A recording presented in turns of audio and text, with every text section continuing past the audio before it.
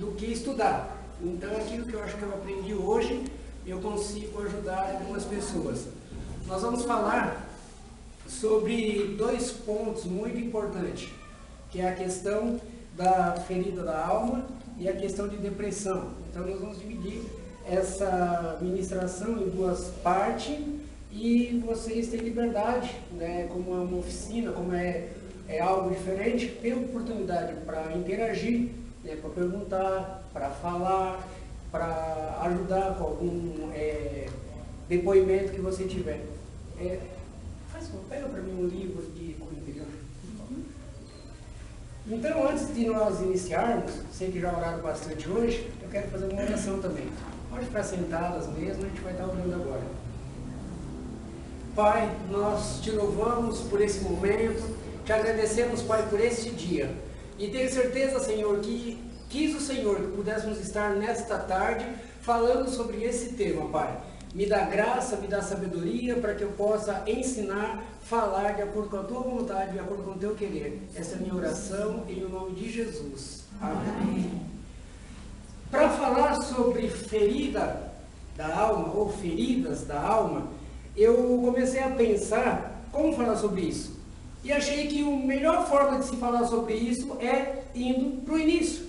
Então eu quero que você vá comigo no livro de Gênesis, capítulo 1, versículo 26, versículo 27. Gênesis é o primeiro livro da Bíblia, por isso nós vamos falar no início. Capítulo de número 1, versículo de número 26. Disse Deus.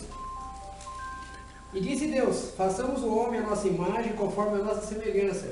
Domine ele sobre os peixes do mar, sobre as aves do céu, sobre os animais domésticos, sobre toda a terra e sobre todo réptil que se arrasta, e sobre toda a terra. Versículo 27. Criou, pois, Deus o homem à sua imagem, a imagem de Deus o criou, homem e mulher. Para que nós possamos entender a questão da alma, ou das feridas, ou da cura da alma, é interessante primeiro entender que Deus, ele é um Deus trino. É um Deus em 3 essências. É Deus Pai, Deus Filho e Deus Espírito Santo. E ele fez o homem conforme a sua imagem e a sua semelhança. O que significa isso? Significa dizer que o homem também é trino. O homem também é dividido em 3 partes. Até tem um estudo muito bonito que fala sobre isso, nós não vamos entrar agora, mas que demonstra no universo que Deus criou todas as coisas também em 3 formas, em 3 partes. Mas o que me interessa hoje para falar são 3 formas que o homem foi criado. Primeiro, o homem é corpo. Segundo, o homem é alma. Terceiro, o homem é espírito. O que é corpo? Corpo é essa carcaça que nós temos. Isso é o corpo. O que é a alma? E aí, como eu disse, que eu quero que vocês participem, né? Não vou ficar falando sozinho. O que é a alma para vocês? O que vocês acham que é a alma? O que vocês entendem por alma? Alma de cada vez. Alma, ele é o nosso intelecto, é o nosso sentimento. É aquilo que nós temos dentro de nós. O que é o espírito? O espírito, eu costumo dizer, que é o elo de ligação entre o homem e Deus. É algo que existe dentro do homem que busca um ser maior. Se você for lá numa tribo de índio, ele não conhece a Bíblia, mas ele vai olhar para a lua e vai dizer que a lua é o Deus dele. Vai olhar para o mar e vai dizer que o mar... Então ele precisa de um Deus. Esse desejo, esse anseio por ter um ser superior dentro do homem é chamado de espírito, porque foi dado por Deus. Então vamos entender um pouco mais. Corpo fica doente, sim ou não? Sim. Então me diga uma doença do corpo. Dedo quebrado. Coração. Dedo quebrado, né, é um acidente de percurso. Coração. Coração tem várias doenças que podem atacar, né? Uma cardiopatia e outros mais. Que mais? Sangue. Câncer. Sangue. Não, eu quero que você fale assim, uma doença, um tipo de doença. Doença. É. Por exemplo, o joelho tem problema. Que tipo de problema dá no joelho? Então, Osteoporose. osteoporose. Mais outra doença. Miopia. Miopia. Mais outra. Gastrite. Gastrite. Então, nós entendemos o seguinte.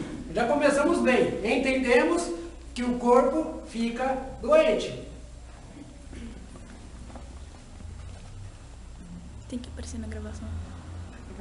Esqueci que tem um pouco do outro lado, mas não baixinho. Tem porta. Tem uma porta, mas atrapalha. Então eu vou falar mais baixo. Desculpa aí, tá? Nós entendemos então que o corpo fica doente. Aí agora é a pergunta importante. E a alma fica doente? Fica também. Então me diga uma doença da alma. Depressão. Tristeza. Depressão, Angústia. Tristeza, angústia, o que mais? Ansiedade. Ansiedade. Ansiedade é uma das maiores doenças, é a doença do século. Quando a gente vai falar sobre depressão um pouco, a gente vai entender que depressão hoje é uma das maiores doenças que tem influenciado na vida do ser humano. Mas a ansiedade hoje é uma das maiores doenças. A criança já nasce com ansiedade. Estresse. Estresse também faz parte. Então nós entendemos isso. O corpo fica doente, a alma fica doente. E evidentemente o espírito também fica doente. Mas nós vamos tratar de alma. Pastor, que doença tem o espírito?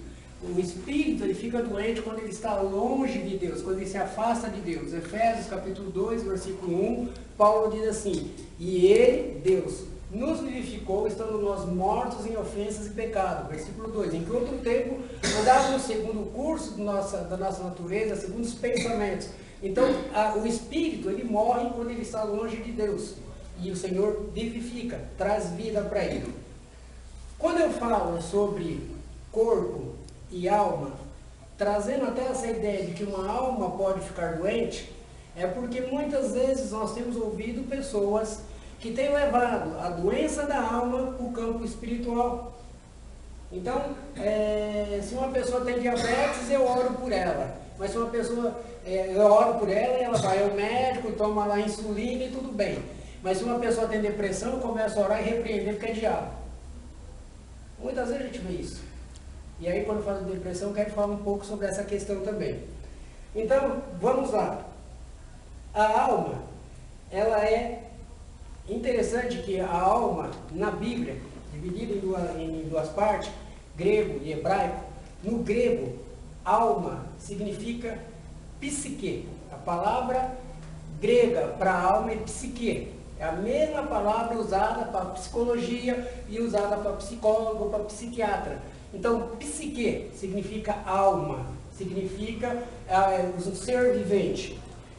Na Bíblia aparece quase 1.500 vezes a palavra alma. E só no livro de Salmos aparece 170 vezes a palavra alma.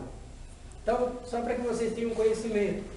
E aí, Salmo de número 119, versículo 28, Davi diz assim: a minha alma se consome de tristeza. Salmo 42, versículo 2, a minha alma tem sede do Deus vivo. Salmo 42, versículo 11, por que você está triste, ó minha alma? Então, mostrando que a alma, ela tem sentimentos, ela pode ser ferida, ela pode ser machucada, ela pode ficar doente. Quais são as doenças da alma? Então, para que nós possamos entender doenças da alma, nós temos aí, como foi falado, a depressão, temos a ansiedade, temos o estresse, que na verdade não é uma doença da alma, mas é uma doença que vai para a alma, atinge a alma, o estresse, porque o estresse é o nosso dia a dia que nos leva a ficar dessa forma.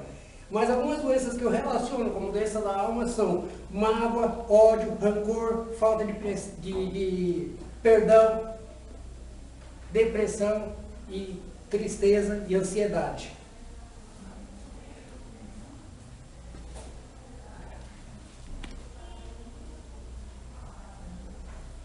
Uma outra divisão da questão da alma, e aí eu sei que às vezes é meio complexo ou meio complicado a gente estar falando sobre isso, porque eu quero chegar junto com vocês a entender por que da ferida da alma e como a alma ser curada.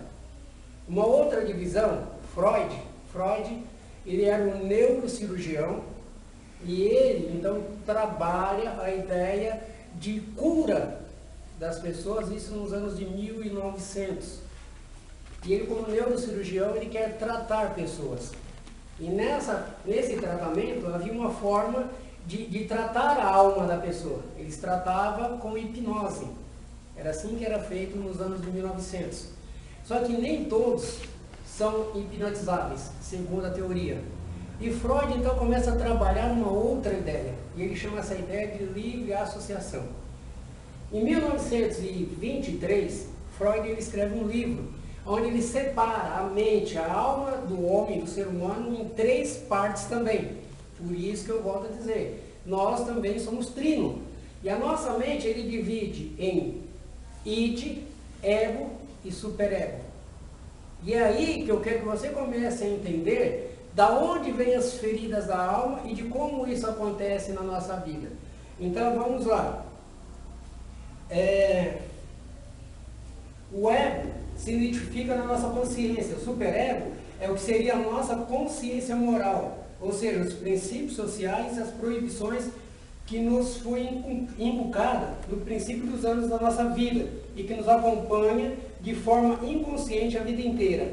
E o id, isso é, o impulso múltiplo de libido, dirigido sempre para o prazer. Então, é assim, dentro do ser humano, dentro da mente do ser humano, existe uma parte chamada id. O que é id? Freud denomina essa parte como isto.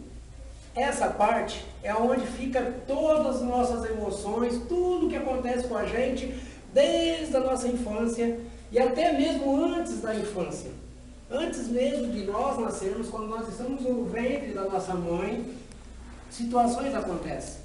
E eu uso até como exemplo, e hoje é aprovado cientificamente, uma criança está sendo gerada no ventre da mãe, a mãe começa a falar com ela, a mãe começa a ouvir um certo tipo de música, essa criança no ventre, ela começa a agir, a interagir, a aceitar, e até é comprovado, se uma criança às vezes está muito agitada, e a mãe vai lá e liga aquela música que ela ouvia quando a criança estava no ventre, a criança se acalma. Só que a criança, e nós como adultos, não temos essa consciência. Chega lá na frente, vai acontecer situações que você não se lembra como aconteceu ou quando aconteceu, mas que ficou registrado na sua mente, ficou registrado na sua memória. Então, essa parte do chamado id é onde fica armazenado todas as informações da nossa vida. E lá, algumas coisas ficam reservadas, escondidas, guardadas. Acontece uma situação, aí vou usar um exemplo. Uma pessoa me fechou lá no trânsito. O meu id, essa parte, a primeira ideia dele é poder dizer, olha, xinga o cara, xinga a mãe dele. Então isso vem para mim, para que eu possa falar. Aí tem o ego, ele passa pelo ego e diz, não, eu concordo, faz isso. Quando chega no superego, o superego diz, peraí, você não pode fazer isso. Não foi isso que seu pai te ensinou. Não foi isso que você aprendeu na igreja. E você fala, é verdade, eu não posso fazer. Então eu bloqueio, e isso que eu bloqueei volta lá para o id. Essa situação começa a gerar o que a psicologia chama de lixo existencial. Coisas que estão ficando dentro de nós, que nós infelizmente armazenamos e não sabemos o que fazer. E que um dia isso explode. Quando isso explode, a própria psicologia, a psicanálise diz que existe uma parte chamada ato falho. É quando aquilo que você deveria falar, aquilo que você queria falar e sabe que não pode falar, você joga de volta, mas aí quando você faz ele sair de uma forma diferente. Eu ia xingar o cara, eu xingar a mãe dele, eu posso xingar a mãe dele, mas aquilo que eu faço, eu ainda faço da mesma forma que eu faria, mas num sentido diferente, mais ameno. Usa só? É uma sofisma, muda, né? Ao invés de você olha uma pessoa com vontade de esbofetear, você abraça e fala, como eu te amo, né? Mais ou menos isso.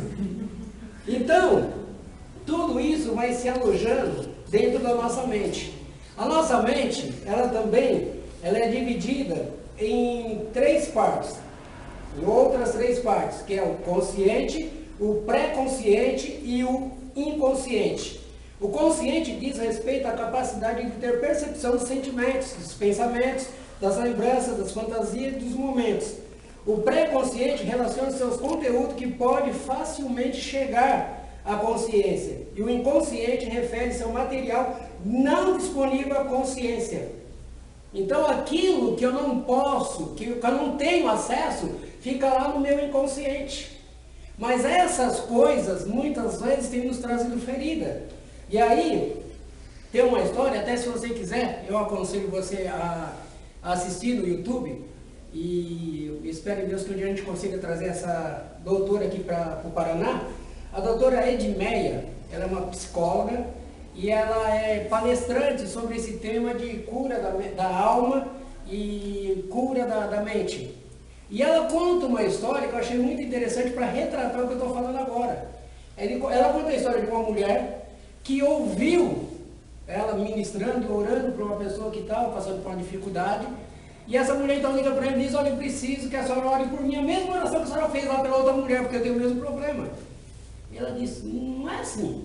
E aí combinaram, a mulher foi na casa dela. Quando chegou na casa dela, ela orando e conversando com a mulher, ela descobriu que aquela mulher, e aí volta aquilo que eu estava dizendo antes, uma criança no ventre da mãe, ela tem percepção, ela consegue ouvir e armazenar coisas que ela não vai se lembrar conscientemente, mas que vai ficar marcado na vida dela. Então, por exemplo, uma mulher, um casal, que deseja muito que o seu filho, o filho que está sendo gerado, seja um menino.